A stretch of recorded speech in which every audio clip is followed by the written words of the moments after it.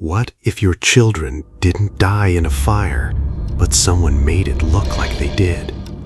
What if the government closed the case in days before the ash was even cold, and you spent the next 40 years knowing, absolutely knowing, that your kids were still out there somewhere? What if you put up a billboard on the highway asking the whole world if anyone had seen them, and cars just kept on driving? That is not a hypothetical. That happened to a real family on Christmas Eve in 1945. And the 5 children who went to bed that night, Maurice, Martha, Louis, Jenny Jr., and Betty Sodder, have never been found.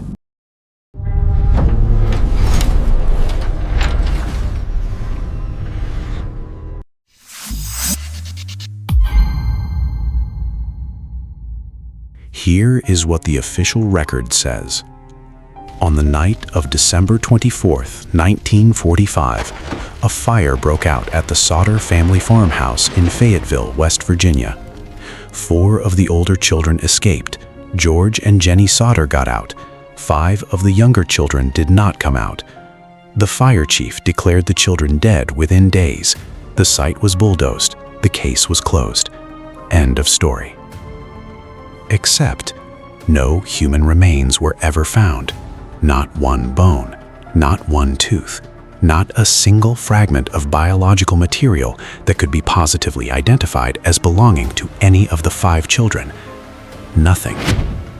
And here is the thing about house fires, the thing that investigators knew in 1945 and that forensic science has confirmed dozens of times since. A human body does not simply disappear in a residential house fire. Bones survive. Teeth survive.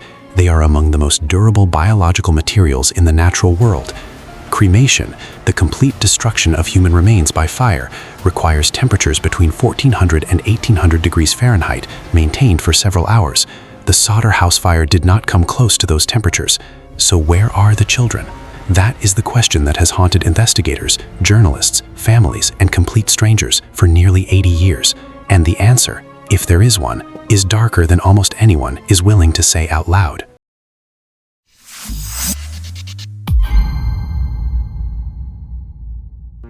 Before we go any further, I need you to understand something. This is not a story about a tragic accident that was poorly investigated. This is a story about a family that was targeted, threatened, and then silenced.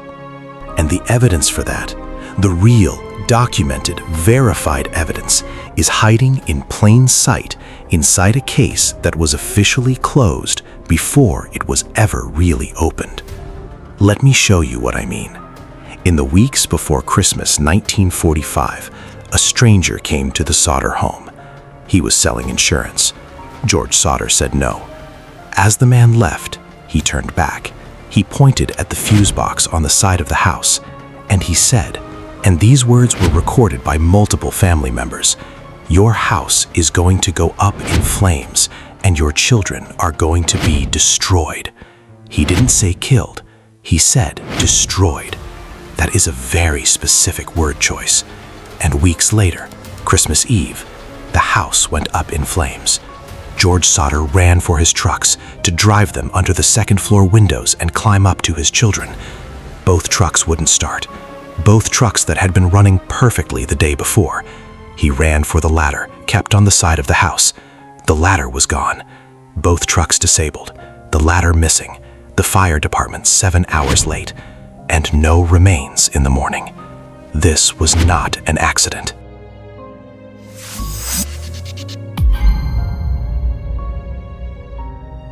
To understand why this family was targeted, you need to understand who George Sodder was. George Sodder was an Italian immigrant who had built a successful trucking business in Fayetteville, West Virginia. He was hardworking, opinionated, and absolutely fearless about sharing those opinions. And in 1945, in the Italian-American community of rural West Virginia, those opinions were dangerous. Because George Sodder despised Mussolini. He said so publicly, loudly, repeatedly. He wrote letters to newspapers criticizing Italian fascist leaders. He spoke at community meetings. He made no secret of his contempt for anyone who had supported the fascist regime his family had escaped. And in the months before Christmas, strange things began to happen. A man was seen near the Sodder property, watching the house, watching the children play. He was never identified. The anonymous phone threats began. And then the insurance salesman came, with his warning about flames and children being destroyed. George Sodder dismissed all of it. He was a confident man who had built something from nothing in a new country. He did not believe that speaking the truth could cost him everything. He was wrong. On Christmas Eve 1945, the Sodder family went to bed happy. The tree was decorated, the stockings were hung. The younger children were too excited to sleep. Jenny Sodder went to bed around midnight. At approximately 1 in the morning, the telephone rang. A woman's voice asked for someone Jenny didn't know, a name she'd never heard. Jenny told the caller she had the wrong number. As she hung up, she noticed the lights were still on downstairs. She walked to the top of the stairs, and then she smelt it. Smoke. She screamed for her children. She screamed for George. 4 of the older children made it out: Marion, George Jr., John, and Sylvia. Maurice, Martha, Louis, Jenny Jr., Betty. They did not come out.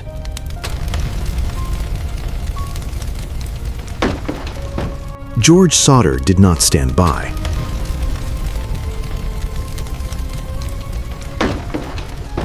He threw himself at the burning house. He tried to get back in through the front door.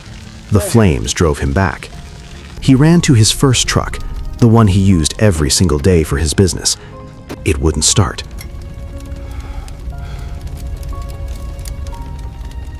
He ran to his second truck. It wouldn't start either. He looked for his ladder, the one mounted on the side of the house, the one that could get him to the second-floor windows where his children were sleeping. The ladder was gone. He tried to climb the walls of the burning house with his bare hands. The fire drove him back every time. And while all of this was happening, while George Sodder was trying to tear through fire to reach his children, the fire department was nowhere. A neighbor called them almost immediately after the fire was spotted. The Sodder house is burning! The fire department did not arrive until nearly 8 in the morning. 7 hours. 7 hours after the fire was reported. 7 hours after 5 children were unreachable inside a burning house. 7 hours. The official explanation for the delay was never satisfying. Not to the Sodder family, not to the private investigators who came later, not to anyone who has looked at this case carefully. And when the fire department finally arrived, when investigators finally began to search the ruins, they found nothing. No human remains. Not for 5 children who should have been somewhere in that house when the fire started. What they did find, the only bone fragments recovered from the site, they came back as animal bones, beef bones, likely from a garbage pit near the house. Not one human bone, not one human tooth, in the ruins of a house where 5 children supposedly died. And then, without a full forensic investigation, without adequate examination of the site, the fire chief ordered it bulldozed. Within days of the fire, the evidence destroyed before anyone asked the questions that needed to be asked. The official conclusion of the fire chief: the fire was caused by faulty electrical wiring in the telephone area of the house. But here is the problem with that conclusion. First, George Sodder had called an electrician just weeks before the fire. The wiring was inspected. The electrician said it was fine. Second, the fuse box. In any electrical fire, the fuses blow. That is how the system works. The fuses protect the circuit, and they blow when it fails. The Sodder fuse box was found intact after the fire. The fuses had not blown, which means, by the most basic principles of electrical engineering, the electrical system had not failed, which means the official cause of the fire was not the real cause of the fire. And if the fire wasn't an accident, then what was it?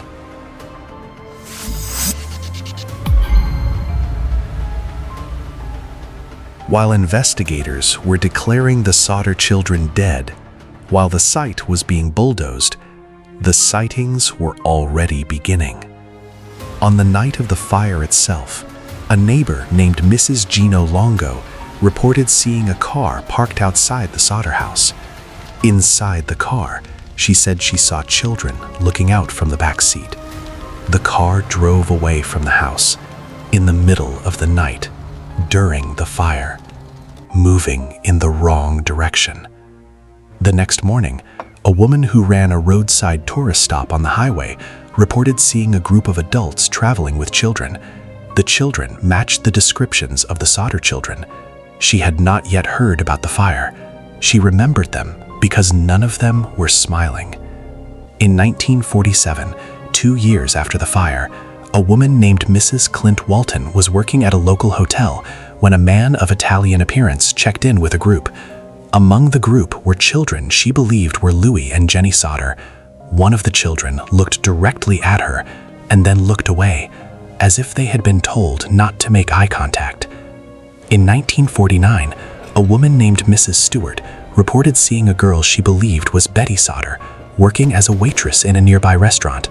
When she asked the girl her name, the girl became frightened and immediately left the restaurant. She was never seen again. The sightings continued for years, each one just close enough to be real, each one just distant enough to never be confirmed. And then came the phone calls. In the early 1950s, Jenny Sodder began receiving anonymous calls. Sometimes the caller said nothing, just breathed. Sometimes they said the children were alive. Sometimes they said things, specific things, that made Jenny believe the callers had been there, that they knew exactly what had happened on a Christmas Eve. The calls were never traced, but they kept coming for years. Then, in 1952, 7 years after the fire, a woman named Mrs. Minnie Lee Stover came to the Sodder family with an extraordinary claim. She said she had been told by a man with connections to the Italian-American community in the area that the Sodder children had been taken to Italy in retaliation for George Sodder's very public criticism of Mussolini and the Italian fascist leaders he had refused to stay quiet about. The man who told Mrs. Stover this refused to come forward. The trail went cold. In 1967, 22 years after the fire, Jenny Sodder received a letter in the mail. No return address. Inside the envelope was a photograph of a young man. On the back of the photograph, written in ink, were 2 words, Louis Sodder. Louis had been 9 years old the night of the fire. The young man in the photograph appeared to be in his late 20s to early 30s. The timing matched. Jenny showed the photograph to people who had known Louis as a child. Several of them said the resemblance was striking. The photograph was never conclusively identified. The sender was never found. But that photograph, that single piece of paper, arriving 22 years after a Christmas Eve fire that supposedly killed 5 children, destroyed any chance the Sodder family had of finding peace. Because if Louis was alive, then the others might be too. And Jenny Sodder kept that photograph on her wall until the day she died.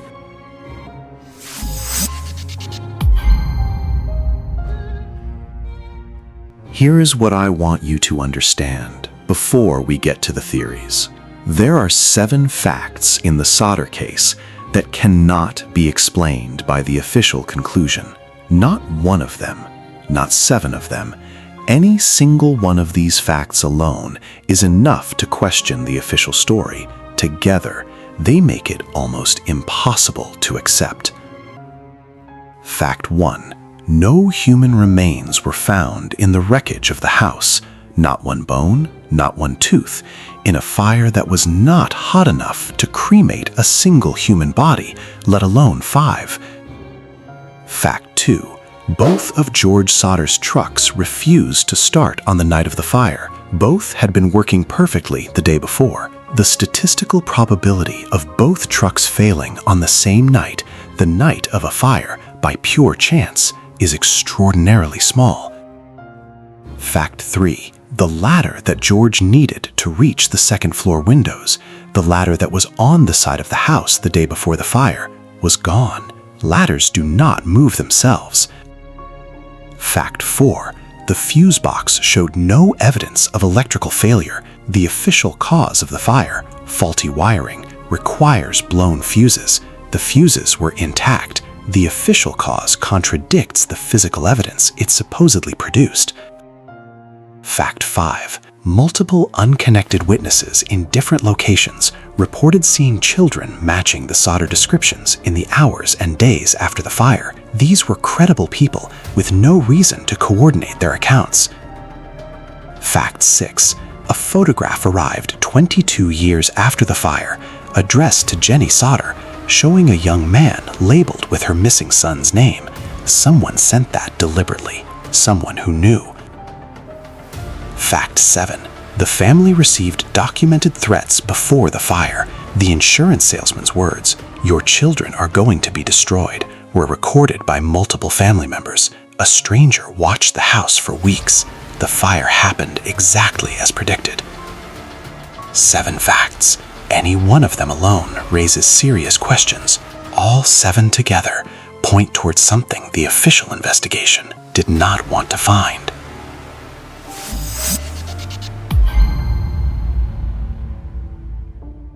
Over nearly 80 years, investigators, journalists, and researchers have proposed 4 main theories about what happened to the Sodder children. Theory 1. The children died in the fire, and the remains were consumed. This is the official position. It is also the one most directly contradicted by forensic science. Theory 2. The children escaped the fire and were abducted. This theory accounts for every anomaly: the disabled trucks, the missing ladder, the witness sightings, the phone calls, the photograph. It suggests that someone entered the Sodder property that night, disabled the vehicles, removed the ladder, and took 5 children in the confusion of the fire. Theory 3. Organized crime was involved. George Sodder had made enemies in exactly the kind of community where making enemies is dangerous. The insurance salesman, the watching stranger, the anonymous callers, the informant who told Mrs. Stover the children went to Italy. All of these figures had the profile of people connected to organized networks, people with reach, people with resources, people who could make 5 children disappear across state lines or across an ocean and ensure the investigation went nowhere. Theory 4. The children were taken by fascist networks with connections to the Italian government. The timing, just months after the end of World War II, placed this crime in a period of enormous political instability. George Sodder was on record as an enemy of the fascist cause. The claim that his children were taken to Italy as punishment has never been confirmed, but it has never been disproven either. None of these theories can be proven. None of them can be entirely dismissed. George Sodder died in 1968. He never found out what happened to his children. Jenny Sodder lived until 1989. She was 85 years old. She kept that photograph on her wall, the photograph of the young man, the 2 words on the back, Louis Sodder, until the very last day of her life. The Sodder children case has never been officially reopened. The official position remains: 5 children died in a house fire on Christmas Eve, 1945. But the fuse box tells a different story, and the trucks tell a different story, and the missing ladder tells a different story. And the photograph of a man named Louis Sodder, arriving in the mail 22 years later, tells the most disturbing story of all. If you are a descendant of anyone connected to this case, if you know something, if you have heard something, the surviving Sodder family members are still searching. The truth is still out there.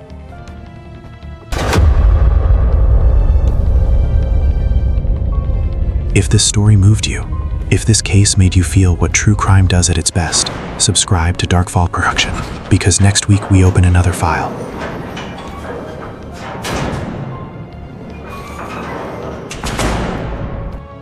But before you go, I want to ask you something. If you received a photograph in the mail, 22 years after your child disappeared, showing a face that might be theirs. Would you believe it? Or would believing it be the cruelest thing that could ever happen to you? Tell me in the comments, because Jenny Sodder believed it, and she took that belief to her grave.